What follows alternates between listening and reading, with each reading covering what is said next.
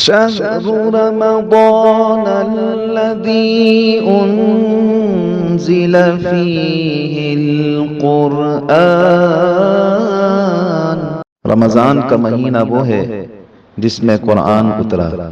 نحمده ونصلي ونسلم على رسوله الكريم اما بعد فاعوذ بالله من الشيطان الرجيم بسم الله الرحمن الرحيم سبحان الذي اسرى بعبده ليلا من المسجد الحرام الى المسجد الاقصى صدق الله العظيم وبلغنا رسوله النبي الكريم الامين الرؤوف الرحيم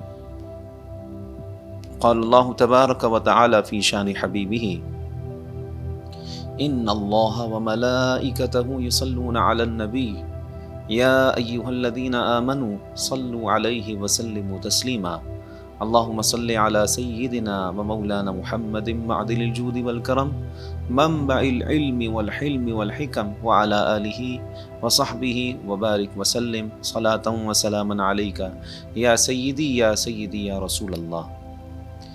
معزز ناظرین، السلام علیکم ورحمۃ اللہ وبرکاتہ۔ جاگ پیس ٹی وی کی رمضان ٹرانسمیشن میں آپ تمامی احباب کو خوش آمدید کہتے ہیں، اور آج ہم آپ کے سامنے 15ویں پارے کا خلاصہ، اس کا اجمالی تذکرہ اور اس کی منتخب آیات کی تفسیر آپ کے سامنے بیان کریں گے۔ معزز ناظرین، 15واں پارہ سبحان الذی سے شروع ہوتا ہے۔ اس میں 21 رکوع ہیں اور اس میں 2 صورتیں ہیں۔ سورہ بنی اسرائیل سے اس کا آغاز ہے، اور اسی صورت کو سورہ اسراء بھی کہتے ہیں، اور دوسری صورت سورہ کہف ہے جس میں اصحاب کہف کا تذکرہ ہے۔ 15ویں پارے کا اگر ہم اجمالی تذکرہ کریں آپ کے سامنے، تو اس میں اللہ تبارک و تعالی نے بنی اسرائیل یعنی سورہ بنی اسرائیل کا تذکرہ کیا۔ ہم سورہ بنی اسرائیل کے بارے میں آپ کو بتاتے ہیں کہ سورہ بنی اسرائیل مکی صورت ہے۔ ترتیب مصحف کے اعتبار سے یہ قرآن مجید کی 17ویں صورت ہے، اور نزول کے اعتبار سے اس کا نمبر ہے 50۔ اس صورت میں 111 آیتیں اور 12 رکوع ہیں، اور اس صورت کا نام سورہ بنی اسرائیل رکھنے کی وجہ یہ ہے کہ اس صورت میں بنی اسرائیل کا تذکرہ ہے تفصیل کے ساتھ۔ اللہ تعالیٰ کی جو نعمتیں بنی اسرائیل پر نازل ہوئی تھیں اور بنی اسرائیل نے ان نعمتوں کی ناشکری کی، تو بنی اسرائیل کے تذکرے کی وجہ سے اس صورت کا نام سورہ بنی اسرائیل ہے۔ اس صورت کا ایک دوسرا نام ہے سورہ اسراء۔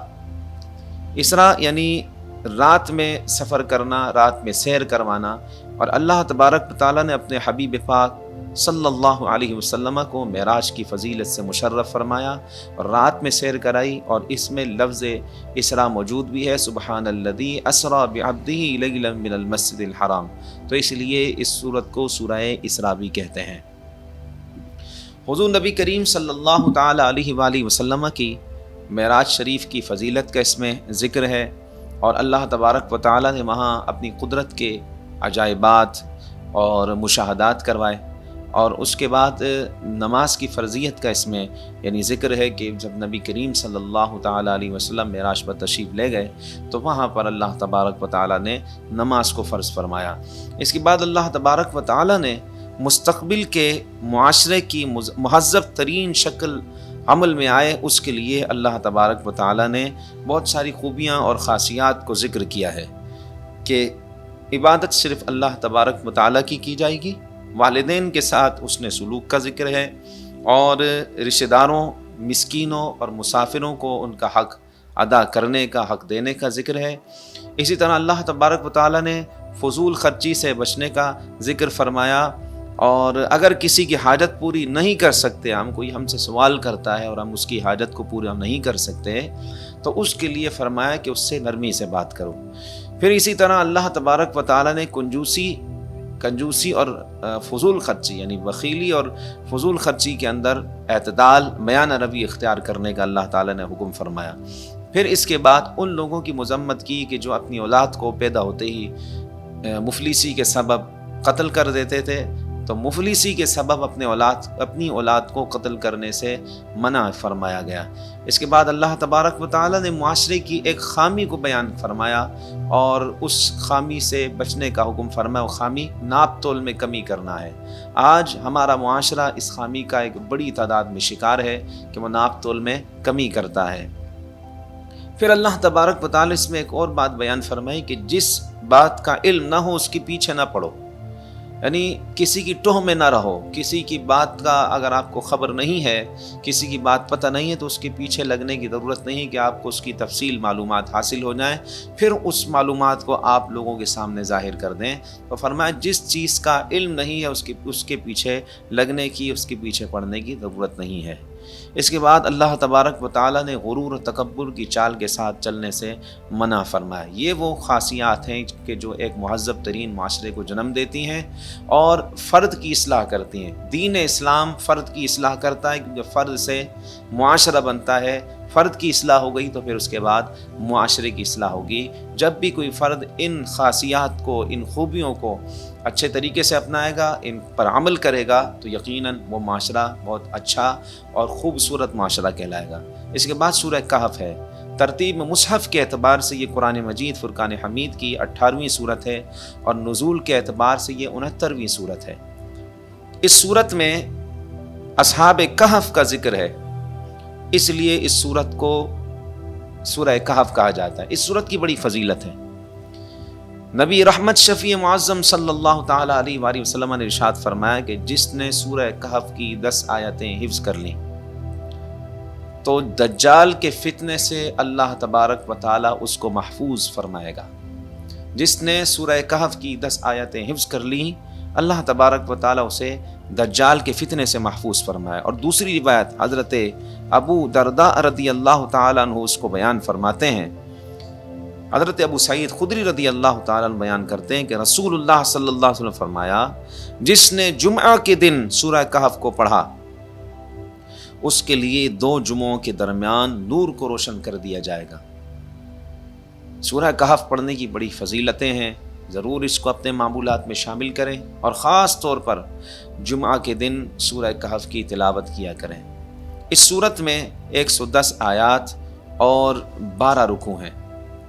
اس سورت میں اللہ تبارک و تعالی نے قرآن مجید فرقان حمید کی حقانیت کو بیان فرمایا اور اس کے بعد اصحاب کہف کا تذکرہ ہے۔ اصحاب کہف کی تعداد کو بیان فرمایا۔ پھر 2 لوگوں کا ذکر ہے کہ جن کے پاس باغات تھے اور ایک شخص اس میں سے باغات پر اس نے تھوڑی سی اپنے فخر کیا باغات پر، اور پھر اللہ تبارک و تعالیٰ کی طرف سے وہ نعمت چھین لی گئی، اس کا تذکرہ ہے۔ پھر اس کے بعد حضرت موسیٰ علیہ السلام اور حضرت خضر علیہ السلام کی جو ملاقات ہوئی تھی، اس ملاقات کا اس میں تذکرہ ہے اور اسی پر اس 15ویں پارے کا اختتام ہے۔ بقیہ سورہ کہف جو ہے یہ 16ویں پارے میں ہے۔ وہ انشاءاللہ تعالی ہم جب 16ویں پارے کا خلاصہ اور اس کی تفسیر، منتخب آیات کی تفسیر بیان کریں گے تو پھر انشاءاللہ تعالی اس میں بیان کریں گے۔ معزز ناظرین، یہ میں نے آپ کے سامنے 15ویں پارے کا خلاصہ اور اس کا اجمالی تذکرہ آپ کے سامنے کیا۔ اب ہم اس کی منتخب آیات کی تفسیر کرتے ہیں۔ پہلی جو آیت ہے 15ویں پارے کی، اللہ تعالیٰ فرماتا ہے سبحان الذی اسری بعبدہ لیلا من المسجد الحرام الی المسجد الاقصی، کہ پاک ہے وہ ذات جو اپنے بندہ خاص کو مسجد حرام سے مسجد اقصی تک لے گئی اور جس نے سیر کروائی راتوں رات مسجد حرام سے مسجد اقصی تک۔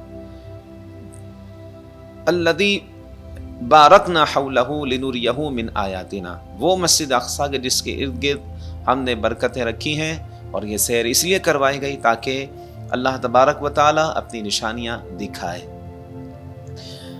اعلیٰ حضرت امام اہل سنت اس کے حوالے سے بڑی خوبصورت اشعار ہیں اعلیٰ حضرت کے۔ آپ فرماتے ہیں وہ سرور کشور رسالت جو عرش پر جلوگر ہوئے تھے، نئے نرالے طرب کے ساما عرب کے مہمان کے لیے تھے، تبارک اللہ شان تیری تجھی کو زیبا ہے بے نیازی، کہیں وہ جوش لن ترانی کہیں تقاضے وصال کے تھے۔ حضرت موسیٰ علیہ السلام نے جب کلام الہی سنا تو دل میں دیدار کا شوق اٹھا، عرض کی مولا تبارک و تعالی مجھے اپنا آپ دکھا دے، تو اللہ تبارک و تعالی نے ارشاد فرمایا لن ترانی موسیٰ، اے موسیٰ تم ہرگز نہیں دیکھ سکتے۔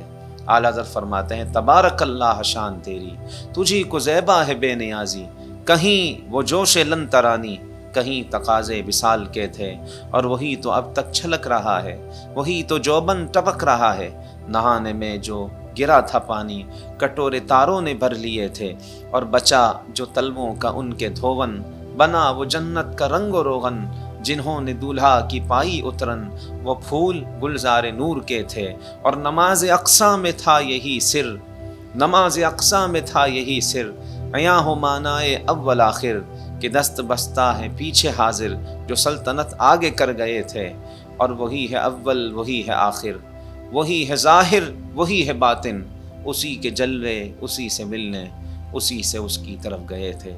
سبحان اللہ، ماشاء اللہ، اللہ تبارک و تعالیٰ نے اپنے حبیب پاک صاحب الاولاق یعنی ہمارے آقا و مولا جناب محمد مصطفیٰ صلی اللہ علیہ وسلم کو معراج کی فضیلت سے مشرف فرمایا، اور معراج پر بلا کر اپنے دیدار سے مشرف فرمایا، اپنا دیدار کروایا، اور دیدار کے جلوے آپ نے دیکھے، اور وہیں پر نماز فرض ہوئی، اور نماز کی فرضیت آقا علیہ السلام لے کر نماز کا حکم اس دنیا میں تشریف لائے۔ معراج شریف یہ نبی کریم صلی اللہ علیہ وسلم کے معجزات میں سے ایک معجزہ ہے۔ اس کے بعد سورہ بنی اسرائیل کی اگر ہم آیات کے حوالے سے دیکھیں تو اس میں اللہ تبارک و تعالی نے اس کی آیت نمبر 23 میں والدین کی حقوق کی جانب متوجہ کیا ہے، اور وہ کیا ہے؟ اللہ تبارک و تعالی نے ارشاد فرمایا وَقَضَى رَبُّكَ أَلَّا تَعْبُدُوا إِلَّا إِيَّاهُ وَبِالْوَالِدَيْنِ إِحْسَانًا، اور تمہارے رب نے حکم دیا ہے کہ اس کے سوا کسی کی عبادت نہ کی جائے، عبادت اسی کی جائے گی، وَبِالْوَالِدَيْنِ إِحْسَانًا، اور ماں باپ کے ساتھ نیک سلوک کرو، إِمَّا يَبْلُغَنَّ عِندَكَ الْكِبَرَ أَحَدُهُمَا، اور اگر تمہاری زندگی میں وہ دونوں یا دونوں میں سے ایک، او کلاہما دونوں یا دونوں میں سے ایک، فلا تقل لهما اف، تو ان سے اف بھی نہ کرو۔ اگر زندگی میں یہ بڑھاپے کے عالم میں مل جائیں اور انہیں تکلیف پہنچانا، انہیں برا بھلا کہنا، کوئی شخص اس کا ارتکاب کرے تو اللہ تعالیٰ نے اس کے لیے حکم نازل فرما دیا فلا تقل لهما اف، اف بھی نہ کہو۔ معزز ناظرین، بڑھاپے میں انسان چڑچڑا ہو جاتا ہے، والدین بھی ذرا ذرا سی بات پر غصہ کرتے ہیں، چڑچڑا پن ہوتا ہے، بہت سی باتیں ایسی ہوتی ہیں کہ جو عام جوان اولاد اسے محسوس نہیں کرتی، بزرگ محسوس کرتے ہیں۔ تو معزز ناظرین، اپنے جن کے والدین حیات ہیں اور بزرگی کے عالم میں ان کے پاس موجود ہیں، وہ ان کی خدمت کریں، ان کی خدمت کر کے اپنے آپ کو جنت کا حقدار بنائیں۔ نبی رحمت شفیع معظم صلی اللہ علیہ وسلم ممبر کے قریب تشریف لائے، آقا علیہ السلام نے ممبر کی پہلی سیڑھی پر قدم رکھا اور فرمایا آمین، دوسری سیڑھی پر قدم رکھا تو فرمایا آمین، تیسری سیڑھی پر قدم رکھا تو فرمایا آمین۔ صحابہ کرام علیہم الرضوان نے یہ پہلی بار سنا تھا کہ نبی کریم صلی اللہ علیہ وسلم ممبر کی سیڑھیوں پر قدم رکھ رہے ہیں اور آمین فرما رہے ہیں۔ صحابہ کرام نے عرض کی یا رسول اللہ صلی اللہ علیہ وسلم، آج ہم نے نئی بات سنی ہے، آپ نے ممبر کی سیڑھی پر قدم رکھے اور آپ نے آمین فرمایا۔ آقا علیہ السلام نے وجہ فرمائی کہ اس کی وجہ یہ ہے کہ جبریل امین میرے پاس آئے اور جبریل امین نے دعا کی کہ وہ شخص تباہ و برباد ہو جائے جس کے سامنے آپ کا ذکر کیا جائے اور وہ آپ پر درود نہ پڑے۔ معزز ناظرین، ایک مرتبہ بلند آواز سے اپنے آقا کی بارگاہ میں درود و سلام پڑھے، اللہم صلی علی سیدنا و مولانا محمد وآلہ واصحابہ وبارک وسلم۔ پھر دوسری سیڑھی پر قدم رکھا تو پھر جبریل امین نے دعا کی وہ شخص تباہ و برباد ہو جائے جو رمضان کا عظیم الشان مہینہ پائے اور اپنی بخشش نہ کروائے، وہ شخص تباہ و برباد ہو جائے۔ تیسری سیڑھی پر قدم رکھا تو یہ دعا کی کہ وہ شخص تباہ و برباد ہو جائے جو والدین کو بڑھاپے کے عالم میں پائے اور ان کی خدمت کر کے اپنا آپ کو جنت کا حقدار نہ بنا لے، وہ شخص بھی تباہ و برباد ہو جائے۔ معزز ناظرین، ہمیں دیکھنا چاہیے اگر والدین بڑھاپے کے عالم میں ان کی خدمت کریں، انہیں خوش کریں، اللہ تعالیٰ نے اسی بات کو بیان فرمایا، فلا تقل لہما اف، تو والدین سے اف تک نہ کہو، ولا تنہرہما، اور نہ انہیں جھڑکو، وقل لہما قولا کریما، اور ان کے ساتھ ادب سے بات کرو، احترام سے بات کرو۔ ماں باپ کے ساتھ اس طرح برتاؤ کرنا چاہیے جیسے ہی رعایا اپنے بادشاہ سے برتاؤ کرتی ہے، غلام اپنے آقا سے برتاؤ کرتا ہے، رعایا اپنے بادشاہ کی دربار میں پیش ہوتی ہے، غلام اپنے آقا کے دربار میں پیش ہوتا ہے، اس طرح ماں باپ کے ساتھ اس نے سلوک اور برتاؤ کرنا چاہیے۔ پھر اس کے بعد فرمایا وَاخْفِضْ لَهُمَا جَنَاحَ الذُّلِّ مِنَ الرَّحْمَةِ، اور ان کے لیے عاجزی اور رحم دلی کا بازو بچھائے رکھو۔ ماں باپ کو کسی چیز کی ضرورت ہے، وہ ضرورت بولنے سے پہلے پوری کی جائے۔ ماں باپ کو کوئی چیز چاہیے، وہ ان تک پہنچا دی جائے۔ ماں باپ بیمار ہیں، انہیں دوا کی ضرورت ہے، اولاد انہیں دوا کا انتظام کرے۔ وَقُلْ رَبِّ ارْحَمْهُمَا كَمَا رَبَّيَانِي صَغِيرًا، اور پھر ماں باپ کے لیے دعا بھی ہمیں قرآن نے تعلیم کی ہے کہ ماں باپ کے لیے دعا کریں۔ وہ کیا کہ مولا ان پر رحم فرمانا، جیسا کہ انہوں نے بچپن میں رحم کے ساتھ میری پرورش کی تھی۔ آپ دیکھیے، یا تو رب ہمارا رب ہے، یہ رب کا جو جملہ ہے یہ یا تو ہمارے رب کے لیے استعمال ہوتا ہے، یا یہ والدین کے لیے استعمال ہوتا ہے کہ والدین بھی ہمارے رب ہیں، مجازی رب ہیں۔ حقیقی رب تو اللہ تعالیٰ ہے اور مجازی رب ہمارے والدین ہیں۔ تو معزز ناظرین، والدین کے ساتھ حسن سلوک، ادب اور احترام کا سلوک ہمیں یہ قرآن سکھاتا ہے، یہ دین اسلام سکھاتا ہے۔ دیگر مذاہب میں اگر ہم دیکھیں تو ویسٹرن یونین یا جتنے بھی ہمارے یہ یورپین ممالک ہیں، یہ بزرگوں کو اولڈ ہاؤس میں لے کر جاتے ہیں، اولڈ ہوم بنائے ہوئے ہیں۔ دین اسلام اولڈ ہوم کا کوئی تصور ہی نہیں دیتا۔ دین اسلام والدین کا ادب احترام کرنا سکھاتا ہے۔ دین اسلام یہ بتاتا ہے کہ یہ ماں باپ ہیں آپ کے، باپ کی شان یہ ہے کہ باپ کی رضا میں رب کی رضا ہے، اور ماں کی شان ماں کے قدموں کے نیچے جنت ہے۔ سرکار مدینہ صلی اللہ علیہ وسلم کا فرمان ہے، الجنت تحت اقدام امہاتکم، جنت تمہاری ماؤں کے قدموں کے نیچے ہے، یعنی ان کی خدمت کریں، ان کے ساتھ ادب اور احترام کا معاملہ کریں، تو پھر جنت آپ کا مقدر بنے گی۔ اس کے بعد اللہ سبحانہ و تعالی نے سورہ کہف کی آیت نمبر 9 میں ارشاد فرمایا، نہیں، اس کی ابتدائی آیات، سورہ کہف کی ابتدائی آیات میں، اس کے بعد اللہ تبارک و تعالی نے سورہ کہف کی ابتدائی آیات میں قرآن مجید فرقان حمید کو اللہ کی جانب سے نازل کردہ کجی سے پاک، اصلاح کرنے والی، اللہ کی گرفت سے ڈرانے والی اور مومنین صالحین کو مژدہ سنانے والی کتاب قرار دیا۔ قرآن مجید فرقان حمید کی حقانیت کو بیان فرمایا۔ ہمیں قرآن مجید پڑھنے اور سمجھنے کے لیے بھرپور کوشش کرنی چاہیے۔ قرآن مجید کا ادب و احترام اپنی جگہ پر، ہمارے ہاں ادب تو بہت ہے لیکن قرآن کھول کے پڑھتے نہیں ہیں۔ ہمارے گھروں میں جو قرآن پاک رکھا ہوا ہے، ہم ذرا معزز ناظرین اسے دیکھیں، اس پر کتنی دھول جمی ہوئی ہے۔ لوگوں کے گھروں میں، شادیوں میں، تحفوں میں قرآن مجید دیا جاتا ہے، لیکن قرآن مجید کھول کر پڑھتے نہیں ہیں۔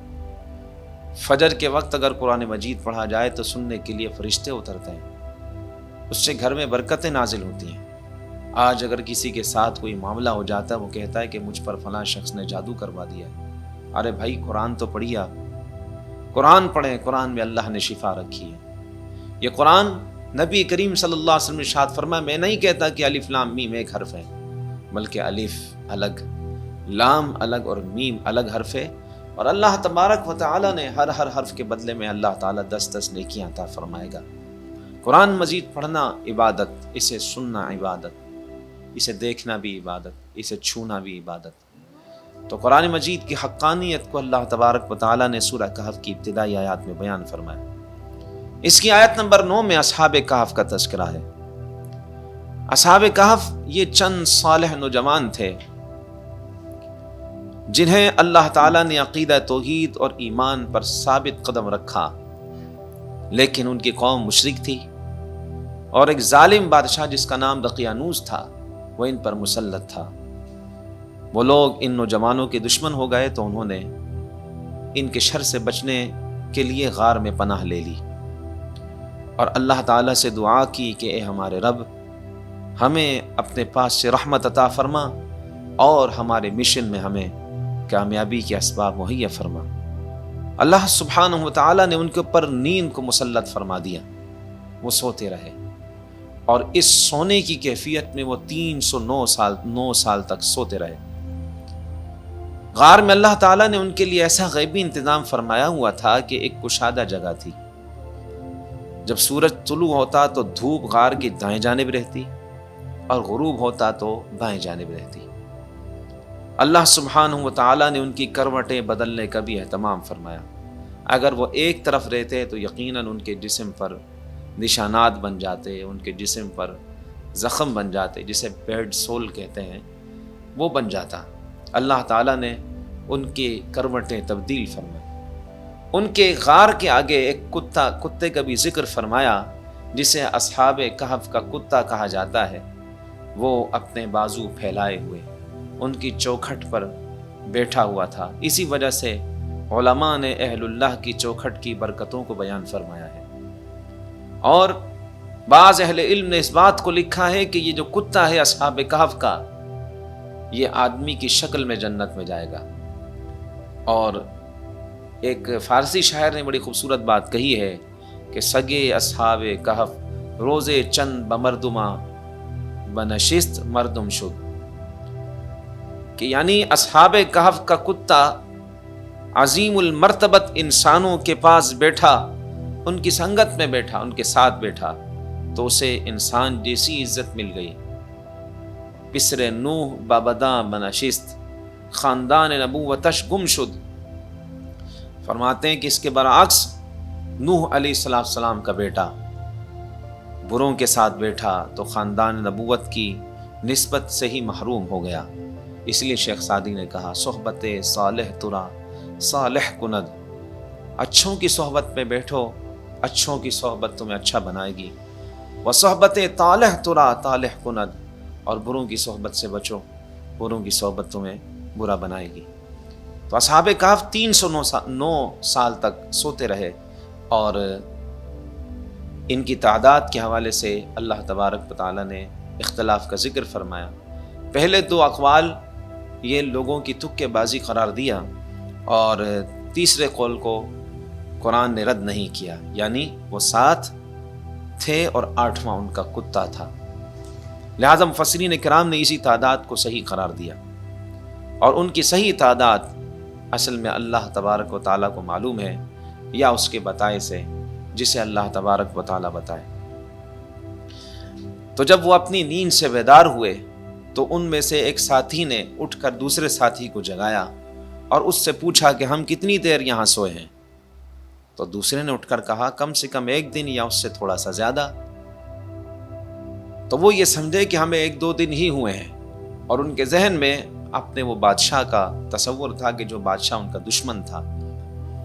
تو انہوں نے اپنے ایک ساتھی کو چاندی کا سکہ دے کر پاکیزہ کھانا لانے کے لیے شہر کی طرف بھیجا، اور ساتھ ہی تاکید کی کہ نہایت نرمی سے بات کرنا، کسی سے لڑائی جھگڑا نہ کرنا، کوئی سخت بات نہ کرنا، کہیں کسی کو پتہ نہ چل جائے کہ ہم اس مقام پر ہیں اور وہ ہمارے پیچھے نہ ہٹ جائیں اور ہمیں کہیں سنسار نہ کر دیں۔ تو جب یہ باہر چلے گئے تو اس زمانے کا ایک بادشاہ تھا جسے بیدروس کہا جاتا ہے۔ وہ بادشاہ نیک صالح تھا اور موحد تھا۔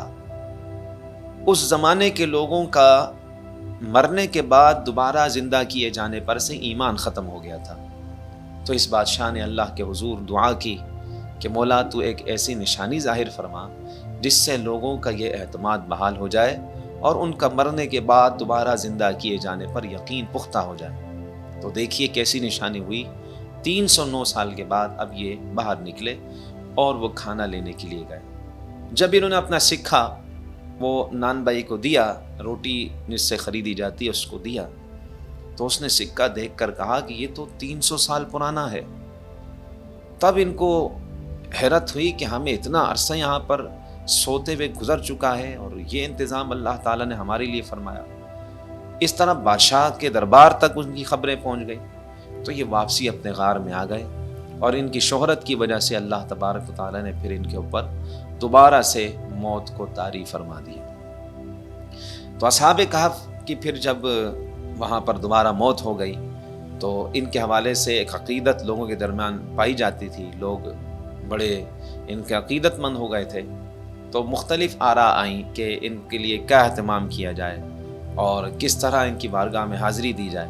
تو جو ان کے مزارات بنائے گئے تھے اس کے قریب مسجد بنائی گئی، مسجد تعمیر کی گئی۔ اسی سے علماء کرام اس بات کو بیان کرتے ہیں کہ کسی بھی مزار کے پاس مسجد لازمی بنائی جائے، تاکہ جو بھی مزار پر حاضری دینے کے لیے آئے تو وہ نماز کے وقت میں نماز بھی پڑھے۔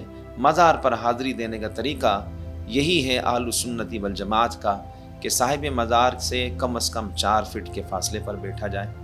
چومنا اور مزار پر سجدہ کرنے سے منع کیا گیا، چومنے سے بھی منع کیا گیا۔ سجدہ اگر تعظیمی ہے تو وہ تو حرام ہے، اور اگر عبادت کی نیت سے سجدہ کیا ہے تو یہ کفر ہے۔ مزار پر نہایت ادب کے ساتھ، احترام کے ساتھ بالکل جانا چاہیے۔ صاحب مزار وہی ہیں کہ جن کی وجہ سے ہم تک اسلام پہنچا، دور دراز سے یہ سفر کر کے آئے اور ان کی وجہ سے ہم تک اسلام پہنچا ہے، تو مزار پر بالکل جانا چاہیے۔ لیکن مزار پر جانے کے آداب ہیں، وہاں پر خرافات سے بچنا چاہیے، اور جو لوگ خرافات کر رہے ہیں ان کی طرف توجہ نہیں بلکہ صاحب مزار کی طرف توجہ ہونی چاہیے۔ اس کے بعد اللہ تبارک و تعالی نے سورہ کہف کی آیت نمبر 32 کا ذکر فرمایا۔ 32 میں 2 لوگوں کا واقعہ بیان فرمایا۔ اس میں سے ایک شخص کے انگوروں کے باغات تھے اور چاروں طرف سے انہیں کھجوروں کے درختوں نے گھیرا ہوا تھا، بڑا حسین و جمیل منظر تھا۔ کھجور کے باغات، کھجور بھی چاروں طرف سے خوب پھلوں سے لدے ہوئے اور انگور بھی خوب بھرے ہوئے۔